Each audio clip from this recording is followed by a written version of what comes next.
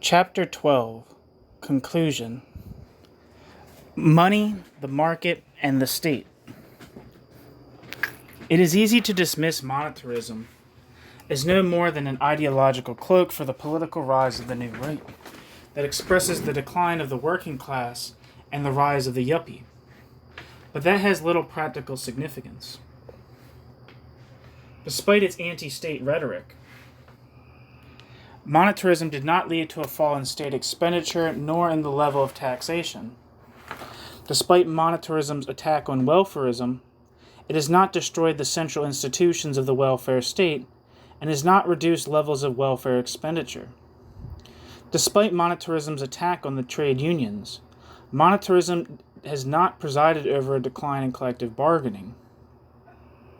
Despite monetarism's rhetoric of democracy, monetarism has massively increased the powers of the executive and shown contempt for democratically elected bodies. Despite monetarism's attack on state support for industry, monetarism has continued to pour in money. Despite monetarism's attack on Keynesianism, monetarism has continued to rely on fiscal instruments and soon abandoned the attempt to rely on control of the money supply. Despite monetarism's attack on income policies, monetarism has applied rigid, if unilateral, control over public sector wages. Despite its eulogies to competition, monetarism has presided over an unprecedented wave of monopolization. Despite monetarism's emphasis on the rewards of enterprise, monetarism has fed an orgy of speculation. Despite monetarism's emphasis on sound finance, monetarism has presided over an explosion of debt. Despite monetarism's emphasis on law and order, it has presided over a mounting crime wave. Despite monetarism's emphasis on the family, families have been split up by the pressure of unemployment, poverty, and homelessness at a growing rate. The changes that have taken place, particularly in the structure of public expenditure, the structure of employment, and the level of unemployment, have largely continued trends that were well established by the mid-1970s, exaggerated by the crisis of 1980 to 1982. Even the dramatic fall in trade union membership is largely the result of unemployment and structural changes in employment. Thus, social democratic governments in France, Southern Europe, Australia, and New Zealand had to introduce similar monetarist policies in the face of the crisis. In short, it might seem that the significance of monetarism is largely rhetorical. Its practical result the product of economic crisis, rather than of any fundamental political changes. Its rhetoric contradicted by its practice at every turn. There is no doubt that the rise of monetarism did not inaugurate any fundamental changes, but marked the culmination of well-established trends, which had already secured the new right a political base and an ideological appeal. It is true that monetarism does not represent a frontal assault on the welfare state, on which expenditure has continued to rise, or on the working class, sections of which have enjoyed an unprecedented growth in living standards, even if they have paid the price in insecurity of employment and the intensification of labor. There is also no doubt that monetarism, like all state ideologies that have preceded monetarism, is a fundamentally contradictory ideology. Nevertheless, there is also no doubt that the rise of monetarism is the ideological expression of fundamental changes in the form of the state that have reflected and reinforced the massive political defeat of the working class. The crisis of Keynesianism and the rise of monetarism were neither a reflection of political and ideological changes, nor merely the result of economic crisis, but reflected the contradictory form of the capitalist state in the face of the global crisis of overaccumulation, the development of the contradiction being determined by the outcome of a pervasive class struggle. The Keynesian welfare state was constructed on the basis of the systematic rationalization of the institutions of industrial relations, social administration, and electoral representation that had been evolving over the previous century. However, the force behind this rationalization was the industrial and political strength of the organized working class at the end of the Second World War, while its political stability rested on the dynamism of the post-war boom. Keynesianism expressed the belief that the contradictory form of the liberal state could be overcome, as a generalized rise in wages and public expenditure would both maintain the dynamism of the boom and integrate the working class into advanced capitalism, subordinating the power of money to the power of the state. However, Keynesianism provided no means of securing the sustained accumulation of capital by overcoming the tendency to the overaccumulation and uneven development of capital. Indeed, far from overcoming the contradictory form of capital accumulation, Keynesian policies accentuated capital accumulation's crisis tendencies. As profits fell in the face of growing pressure of overaccumulation, the institutions of the Keynesian welfare state appeared as a barrier to capital in institutionalizing a generalized expectation of rising wages and increasing public expenditure, and in providing the institutional forms through which the working class could seek to realize such expectations. However, neither capital nor the state could simply launch a frontal assault on the working class, while the limits of the national form of the state in the face of a global overaccumulation crisis progressively narrowed the freedom of maneuver of social democratic governments. Nevertheless, the institutions of the Keynesian welfare state were progressively eroded from within as pressure on profitability forced capitalists to resist wage claims and the state to hold down public expenditure. The result was to open up divisions within the working class. The emerging class unity institutionalized in the Keynesian welfare state was undermined as the pressure of crisis intensified trade union sectionalism, while increasingly restrictive income policies politicized such sectionalism. As rising public expenditure imposed a growing burden of taxation and led to escalating inflation. Meanwhile, rising unemployment progressively undermined the bargaining position of the trade unions. Repeated crises dampened working-class expectations, and the state diverted popular resentment at rising taxation and inflation against the trade unions and welfare expenditure. As employers successfully asserted, quote, management's right to manage,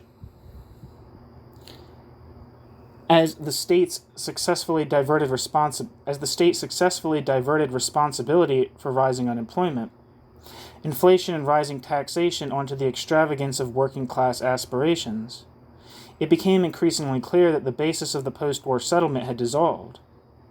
On the one hand, capital and the state could not satisfy the aspirations of the whole working class. On the other hand, political stability did not require them to do so.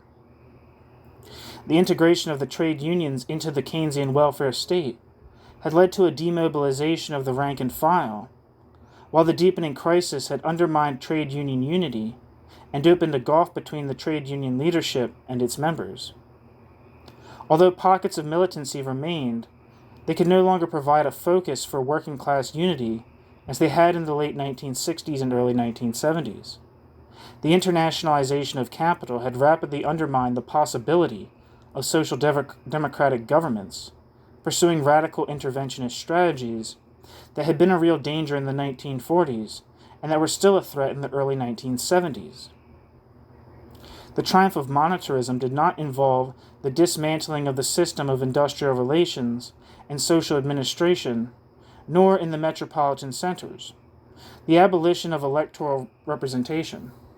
However, it did involve fundamental changes in the political form of the Keynesian welfare state, as governments of the left and right responded to the crisis by exploiting and intensifying the divisions within the working class on the basis of the progressive reimposition of the rule of money, so that by the 1980s the political institutions of Keynesian class collaboration, through which the working class had been able to pursue its collective aspirations, had become an empty shell, and their dismantling almost a formality. The reimposition of the rule of money, despite the monetarist rhetoric, certainly does not involve a withdrawal of the state in favor of the rule of the market, a strategy pursued by the Heath government with disastrous consequences. The rule of money is no longer mediated primarily by the market. The market defines only the ultimate barrier to accumulation.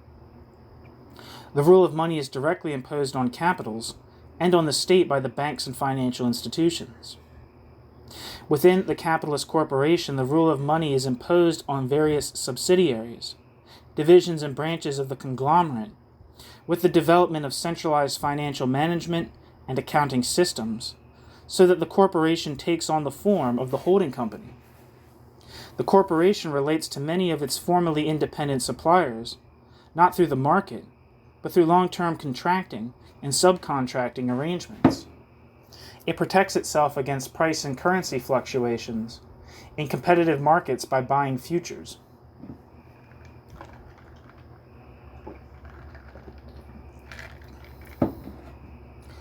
The rule of the market is not imposed on the working class through the labor market, which has long been relegated to the fantastic world of the economist, but through systems of industrial relations and personnel management. The rise of monetarism has corresponded with the transition from an industrial relations system based on a generalized expectation of increasing wages, regardless of financial constraints, to systems of, quote, human resource management, end quote, and the development of payment systems that tie pay at all levels directly to financial results. The monetarist political revolution has primarily amounted to the attempt to transform the form of the state by the introduction of similar systems of management, accounting, subcontracting, and, quote, human resource management, end quote, as the means of subordinating the state apparatus and the provision of welfare benefits and public services to the rule of money, and so systematically confining the provision of public services within the limits of the financial resources put at their disposal according to the political priorities of the state, without regard for social need. The increasingly ruthless subordination of civil society and the state to the power of money has accordingly led to the progressive erosion of the legitimacy of the representative and democratic bodies, which are reduced to the fora within which particular interests press their partisan claims, and against which monetarism asserts the primacy of the general interests embodied in the disinterested rule of money. The authoritarianism of monetarist regimes is not a quirk of the personality of their political leaders, but is inherent in the monetarist project. The limits of monetarism.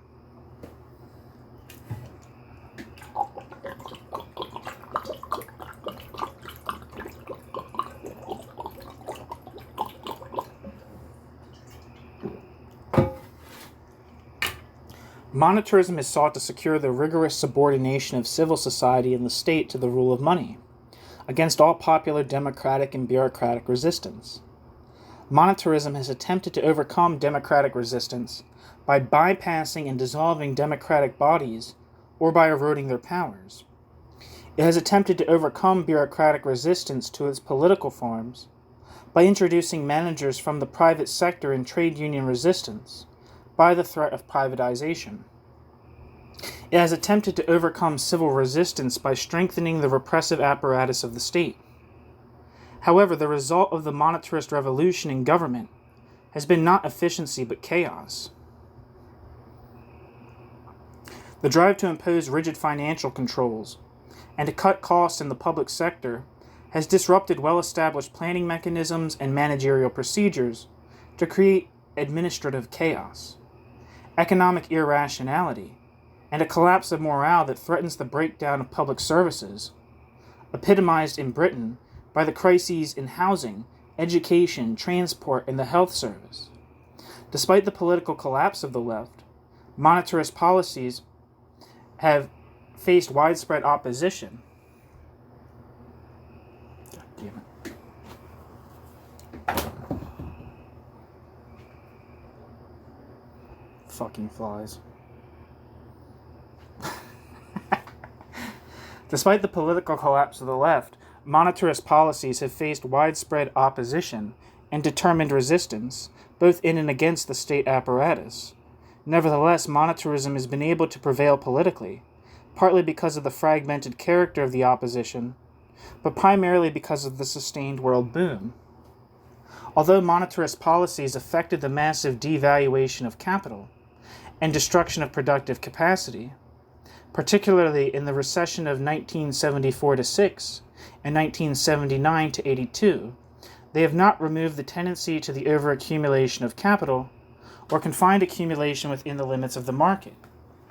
Indeed, the sharpening of international competition and the rapid pace of technical change through the 1980s intensified the overaccumulation and uneven development of capital, which was accommodated only by the explosion of domestic and international debt.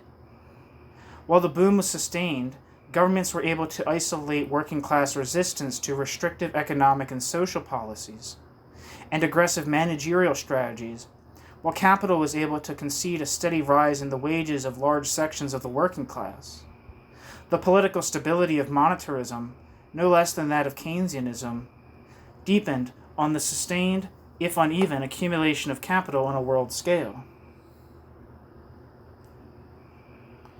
The crash of 1987 dramatically brought home how precarious were the foundations of the apparent success of monetarism. Although the international financial system survived the crisis of 1974 and 1979 and absorbed the debt crisis of the Third World from 1982, the 1987 crash has further undermined the pyramid of debt, and it is unlikely that it could survive another severe blow. The stock market crash and the decline of the dollar are not in themselves a threat, and government intervention could probably cope with isolated failures. But a renewed world recession, precipitated by a sharp U.S. contraction, would be likely to lead to major defaults, which would reverberate through the eurodollar and interbank money markets, turn recession into depression, and threaten a global collapse. In such an event, Latin America gives us a foretaste of the domestic politics of monetarism in a crisis, while its global politics do not bear thinking about. In the face of the looming crisis, the United States is no longer in a position to sustain global accumulation by pursuing expansionary policies, and its attempts to persuade Germany and Japan to do so have a negligible chance of success. In principle, the United States could continue to cover its deficit, if necessary, borrowing in foreign currencies and attracting an inflow of foreign direct investment, although such measures would be likely to provoke growing domestic political opposition. In principle, international cooperation could continue to shore up the international financial system and maintain the expansion of credit required to sustain accumulation in the hope that the devaluation of the dollar, increased U.S. export of military hardware, and increased European and Japanese payments against U.S. overseas military expenditure might restore the U.S. external balance without requiring a domestic recession. But such measures imply the ability of the U.S. government to impose the cost of domestic adjustment onto the working class and of external adjustment onto its allies. Thus, the most likely outcome is that the system will stagger on, interrupted by monetary and financial crises, while the world economy slides into recession and domestic and international political tensions mount. The historical precedents are not encouraging. The previous phases of global overaccumulation rested in the rise of protectionism and imperialism, as nation-states sought to insulate domestic productive capital from the impact of the crisis, which led to rapid changes in international alliances and the formation of blocs which culminated in global war. Despite the massive internationalization of capital, the possibilities of such a development are very real. The tendencies to protectionism are already strong, and the economic and political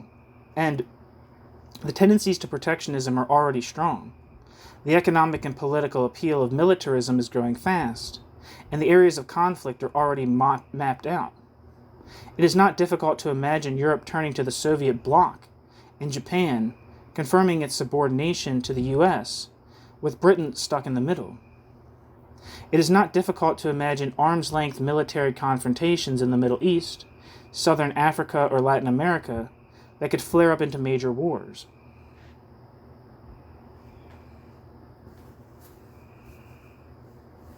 However, there is no inevitability in such developments. Protectionism and imperialism arose in the previous crises of overaccumulation as the outcome of the domestic conflicts unleashed by the crisis, as desperate measures through which the state sought to confine the domestic class struggle within the limits of its capitalist form. Barbarism is capital's alternative to socialism. The crisis of social democracy and the future of socialism. The necessity of socialism has never been more urgent. The objective conditions for a democratic socialist society have never been more fully developed. The concentration and centralization of capital has socialized production to an unprecedented degree.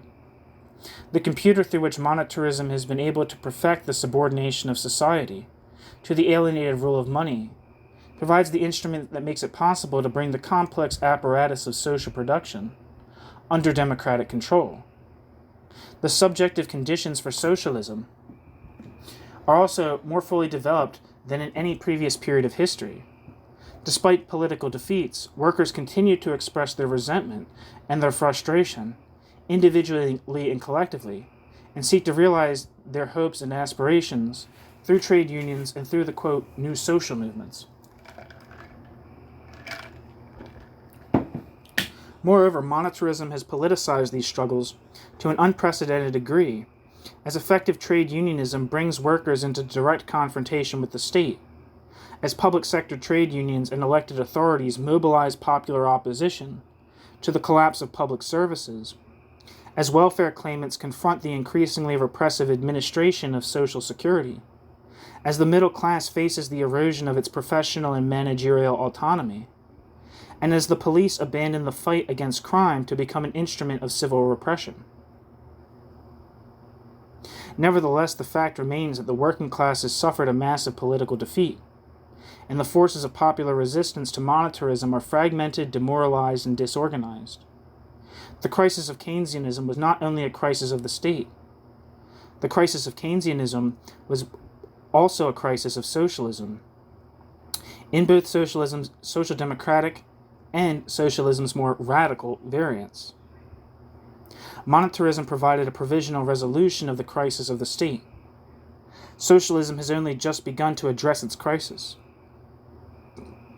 There is no reason why socialism should not put itself back on the historical agenda, if only socialism can learn the lessons of its defeats. The fundamental lessons are three. First, the basis of socialism can only be the socialization of production. Only by bringing social production under social control can the contradictory tendencies of capitalist accumulation that lead to the pauperization of growing masses of the world population, to the intensification of class struggle, to wars and to recurrent crises, be overcome. Second, socialism must be internationalist. This is not dictated simply by the internationalization of capital, for the crisis is unleashing nationalist political and ideological forces that counter such internationalization. Internationalism is more fundamentally a political imperative. Nationalism is the supreme expression of the alienated form of the capitalist state, fetishizing the, quote, illusory community, end quote, of the nation against the emerging unity of the, quote, real community, end quote, embodied in the collective organization of the working class. Third, socialism has to be democratic. This does not mean that socialism should confine itself within the limits of the formal democracy of the capitalist state. The experience of state socialism and social democracy alike shows that the attempt to build socialism from above, on the basis of the illusory community of the capitalist state and the formalism of its democratic processes, soon leads the state to confront the real community of the democratic organizations of the working class as a barrier to socialism. The socialization of production cannot be divorced from the question of the political forms of such socialization. It is too easy to pin responsibility for the triumph of the new right on the bankruptcy of social democracy and betrayal by social democracy's leadership. The failure of social democracy is as much a failure of the left to have offered a credible alternative. The underlying dilemma is the perennial dilemma of the relation between the social and political struggles of the working class, the relation between revolution and reform.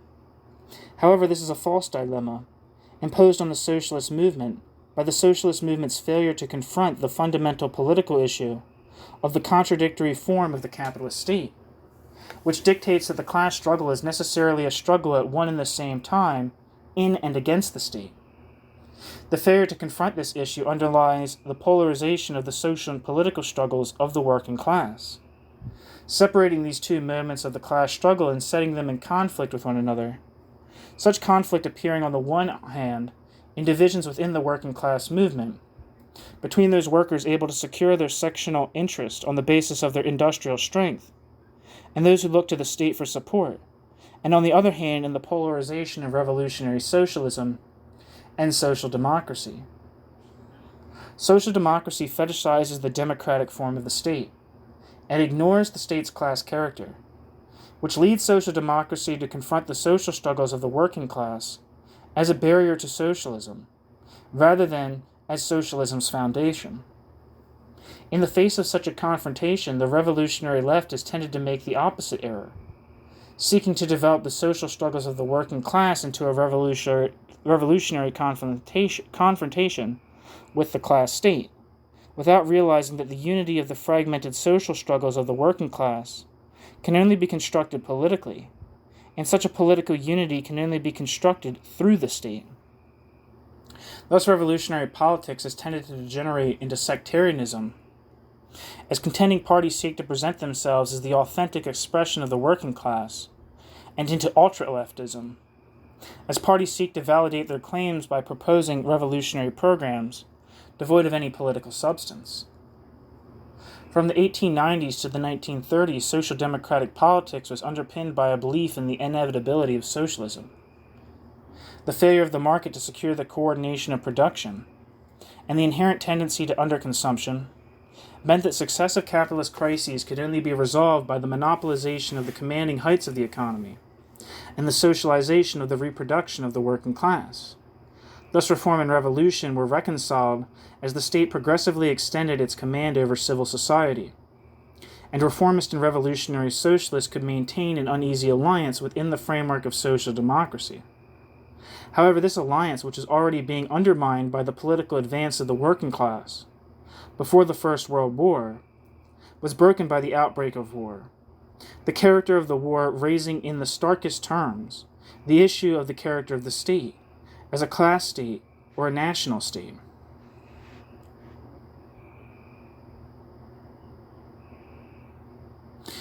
With the political assimilation of the reformist leadership in the course of the war, the separation of reformist from revolutionary socialism became a direct antagonism, as the reformist leadership saw the war as an opportunity to constitute the state as a national state, and to extend its power over civil society as a stage in the transition to socialism, while revolutionary socialists sought to build on popular struggles to construct a revolutionary movement that would overthrow the class state.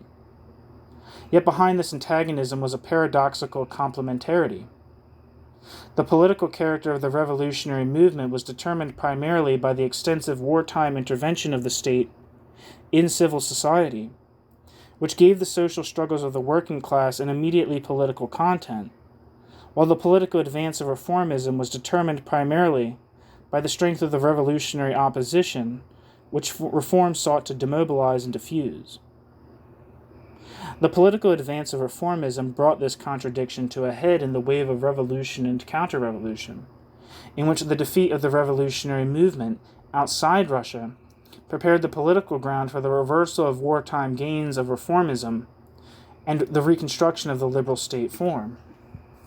The depression of the 1930s and the rise of fascism undermined the social democratic belief that socialism would be the inevitable outcome of capitalist crises, while strengthening its commitment to parliamentarism.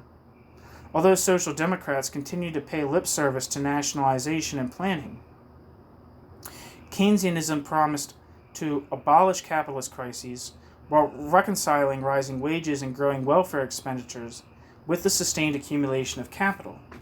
if Keynesianism could resolve the contradictions of the capitalist mode of production, the question of the ownership of the means of production became secondary. Inequality be dealt with by the taxation of inherited wealth and rentier incomes. Poverty to be eradicated by the welfare state, and the power of employers to be counterbalanced by trade unionism and protective legislation. Thus, Social Democrats played a leading role in the post-war reconstruction of the liberal state form. The failure of liberal Keynesianism in the face of the global overaccumulation of capital led to a growth of the interventionist apparatus of the state in the attempt to reconcile the class character of the state within its democratic form. As in the First World War, growing state intervention and the institutionalization of class collaboration progressively politicized the social struggles of the working class. However, such struggles remained trapped within the existing forms of working class politics, which reproduced the contradictory form of the capitalist state. The institutional forms of the Keynesian welfare state provided channels through which the working class could pursue its aspirations through trade unionism and electoral politics. As such, institutions appeared increasingly as a barrier to popular aspirations. The social struggles of the working class presented a challenge to the social and political power of capital, and pressed beyond the limits of the liberal state form. However, social democracy failed to harness the progressive moment of the struggle against the state to the conservative moment of the struggle within the state, seeing the emerging challenge to the state as a barrier to its own reformist ambitions. Thus, the political struggle of the working class, far from overcoming the contradictory form of the capitalist state on the basis of everyday struggles in and against the state, reproduced that contradiction within its own ranks, dividing and fragmenting the social and political struggles of the working class.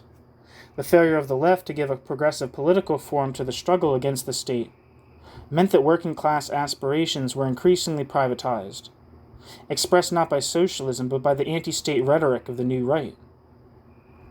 The response of the organized left in Britain to the crisis of socialism does not augur well for the future. While the ultra-left sects saw every display of militancy as a stage in the building of a revolutionary confrontation of the working class with the state, and the libertarian left celebrated the fragmentation and disorganization of these struggles as a political virtue, the majority of the left continued to look to the state as the agent of socialism. However, the left saw the failure of social democracy not as a failure to address the issues of the reform of the issue of the However, the left saw the failure of social democracy not as a failure to address the issue of the form of the state, but as a failure on the part of the opportunistic political and trade union leadership. The resulting struggle for control of the Labour Party further eroded the ability of the Labour Party to present a coherent alternative to monetarism. The temporary victory of the left in the Labour Party proved a debacle, its program resoundingly rejected by the electorate in the 1983 election, while radical local authorities found themselves increasingly isolated in the face of the central government's offensive, on the one hand, and working-class resistance to their plans on the other. Thus the left split in its turn, the, quote, hard left, end quote, denouncing the, quote, soft left, end quote, for its opportunism, and the soft left, in quotes, condemning the, quote, hard left, for its utopian failure to recognize the limits of political reality imposed by the liberal form of the state. Motherfucker.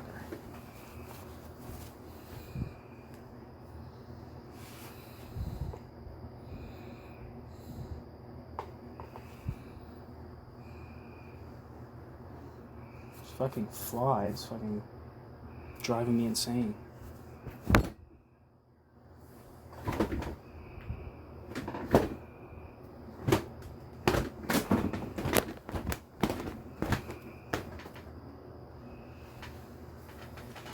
Come at me, bro.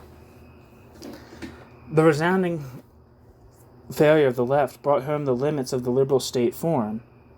However, it also brought home the failure of the left to confront the issue of the form of the working class. The resounding failure of the left brought home the limits of the liberal state form. The failure of the left also brought home the failure of the left to confront the issue of the forms of working-class political organization. The limits of the liberal state form cannot be overcome from within, but only by building on the collective strength of an organized socialist movement. The limits of social democracy are not simply a matter of social democracy's leadership or social democracy's political program. The limits of social democracy are reproduced in its own institutional and political forms. The separation of the state from civil society is reproduced within the Social Democratic Party, in the separation of the Social Democratic Party's trade union from its political wing. The formal character of bourgeois democracy is reproduced in the formalism of internal party democracy.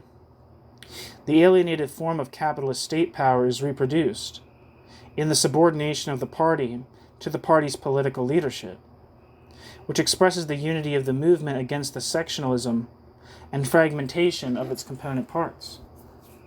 Thus, the opportunism of social democracy, whatever the character of its leadership, is institutionalized in the duplication of the political forms of the liberal state within the Social Democratic Party.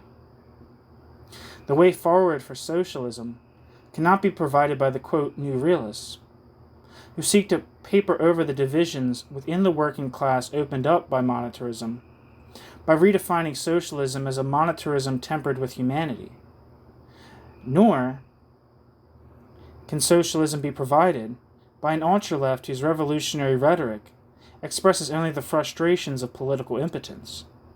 If socialism is to be more than an empty rhetoric, socialism can only be based on a socialist movement. Thus, the socialist agenda is not a matter of developing policies and a program for the 1990s, nor is it a matter of opportunistic or insurrectionary struggle for state power. Building socialism means building socialist democracy and socialist internationalism within the working class movement, so that differences of sectional interest, of gender, of race, and of nation can be confronted and resolved self-consciously, to build a united movement which expresses the, quote, real community of cooperative social relations. This is no utopian project. Its real foundations lie in the frustration of the working class in the face of the alienated forms of capitalist domination, and in the democratic forms of collective organization, through which the working class seeks to overcome its divisions in day-to-day struggles in every sphere of social life. The socialist project is a matter of building on the solidarity, spontaneity, and imagination developed in such fragmented struggles. Such a project is never easy, for the differences of interest within the working class are real differences which are constantly reproduced and reinforced by the continued separation of civil society and the state, through which human social power confronts humanity as an external force in the alienated forms of money and the state. However, the task of socialism is not to mimic the alienated forms of capitalist power by imposing unity on these fragmented struggles from above, but to challenge the division between civil society and the state by giving the emerging unity of working class struggles a political form which will express not the illusory community of the liberal state, but the real community of human social life, and so transform formal democracy into social democracy.